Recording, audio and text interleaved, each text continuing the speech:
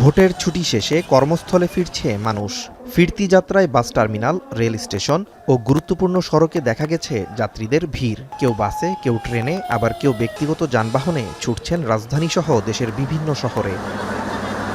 বগুড়া, ময়মনসিংহ সহ বেশিরভাগ জেলায় বাস স্ট্যান্ডে টিকিট না পেয়ে ভোগান্তিতে পড়েন যাত্রীরা। ছিল বাড়তি ভাড়া আদায়ের অভিযোগ।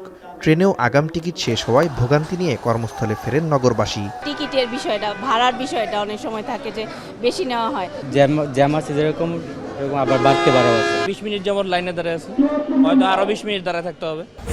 স্ট্রবেরি সুপার ডটেড ও ক্লাসিক ভ্যারিয়েন্টে সেন্সেশন জাগুক শিহরণ।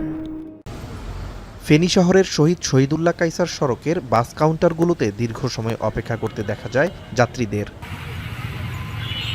দিনাজপুরে পরিবহন সংশ্লিষ্টরা জানান, যাত্রার এই ফিরতি চাপ সোমবার পর্যন্ত অব্যাহত থাকতে পারে। দিনাজপুর থেকে যাওয়া শুরু হয়েছে 12 তারিখ থেকে 15 তারিখ পর্যন্ত চলবে এবং ঈদের মতো চাপ এবং স্বতঃস্ফূর্তভাবে লোকজন আসছে আবার যাচ্ছে।